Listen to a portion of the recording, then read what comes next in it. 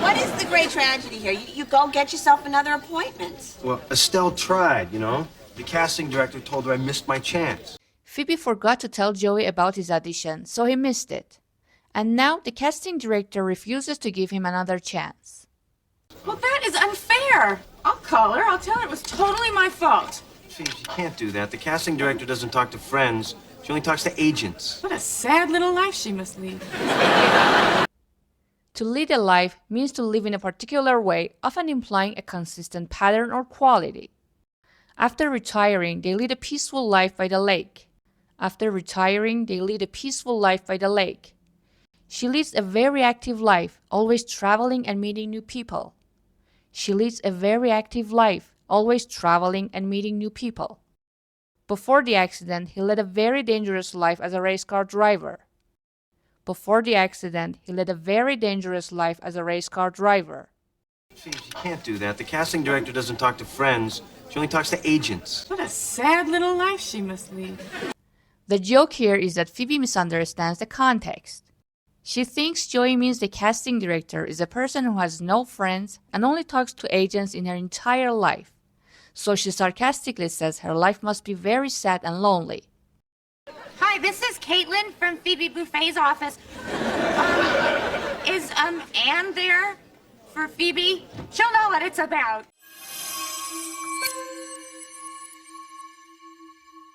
Annie, hi.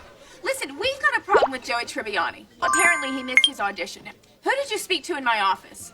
Estelle? No, I don't know what I'm going to do with her. No. All right, so your husband leaves you and then burns down the apartment. The world does not stop. This line is pure Phoebe and can be a bit confusing. The last sentence is a bizarre, exaggerated analogy that Phoebe uses to tell the casting director, stop making excuses and get over it. Let's break it down.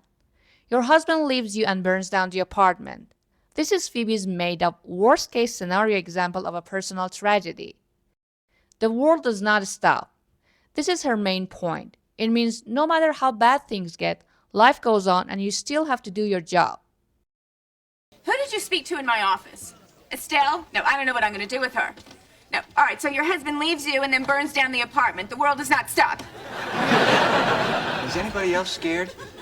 In her own weird way, Phoebe is saying, even if you had a massive personal disaster, like your husband leaving you and burning down the apartment, you would still be expected to carry on with your professional life. So a minor professional hiccup, like talking to the wrong person at my office, is not a valid reason to be difficult about rescheduling Joey's audition.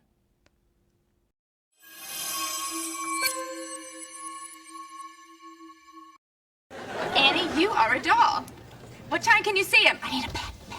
You're a doll is a warm, informal, and affectionate way to say you're very kind, helpful, or sweet. It's used to express sincere gratitude when someone does something nice for you, especially a small, thoughtful favor. However, this phrase is more old-fashioned and is used less commonly nowadays. Although people still might use it occasionally, it's more likely to be said by older generations. Nowadays, people often use more modern expressions like, you're the best, you're awesome, you're an angel, or you're so sweet to convey a similar meaning. And if having the perfect wedding makes you happy, then that's what we're gonna do. You're so sweet. You gotta get me an audition. Oh, I don't know, man. I haven't talked to her in like 10 years. Will you make the call or what? Oh, okay, I'll try. All right, thanks. You're the best.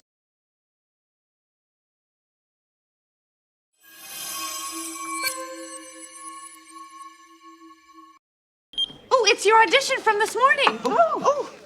Hi, I have Phoebe Buffet returning a page. Okay, well, she's in her car. I'll have to patch you through. When someone says they will patch you through, it means they will connect your phone call to someone else. So if an operator says, I'm going to patch you through to customer service, they're simply transferring your call.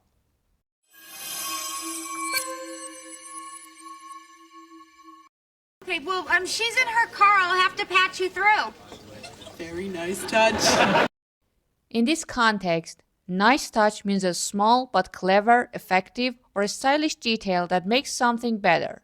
It's an addition that shows extra thought or creativity and enhances the overall effect. Rachel is complimenting Phoebe on the specific detail of adding, "She's in her car, I'll have to patch you through." So, Rachel is essentially saying that the small detail you added was very clever and made the lie much more convincing.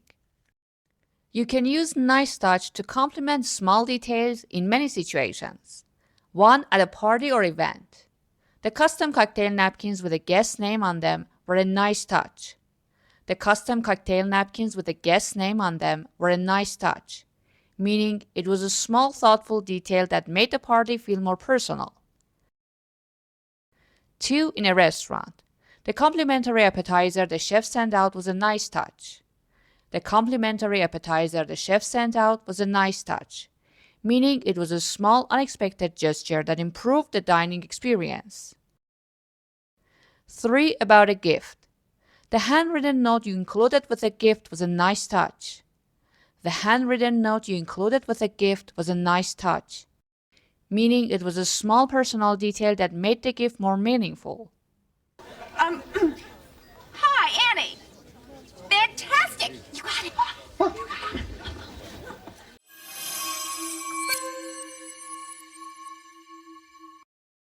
Oh, okay, will he work for scale, you ask me? Well, I don't know about that.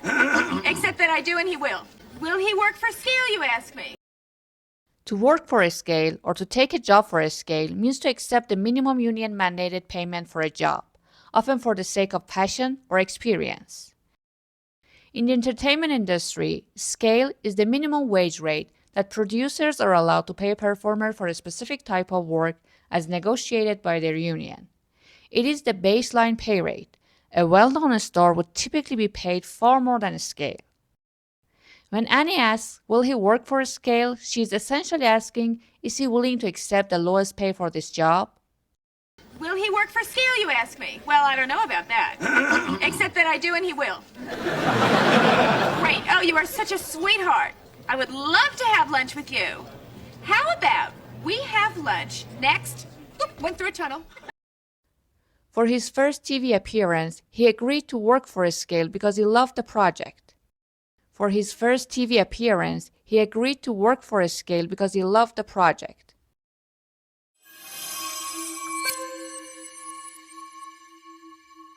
So amazing. Can you do me this huge favor? See, there's this one other audition that I really, really want, and Estelle couldn't get me in. In this context, get in means to secure a spot, to gain entry, or to arrange an appointment. To secure a spot means to successfully obtain or ensure a position, opportunity, or a space, often through effort or competition. Get in or into almost always carries a sense of overcoming some kind of barrier, whether it's a full schedule, high competition, a locked door, or a strict guest list. In Joey's case, the barrier was the close audition that his own agent didn't have the influence to bypass. See, there's this one other audition that I really, really want, and Estelle couldn't get me in. So, Joey's line, Estelle couldn't get me in, simply means she couldn't get me an audition. She couldn't get me a chance to try out. Then go out, then come back in. Door hasn't been locked in 5 years, but okay.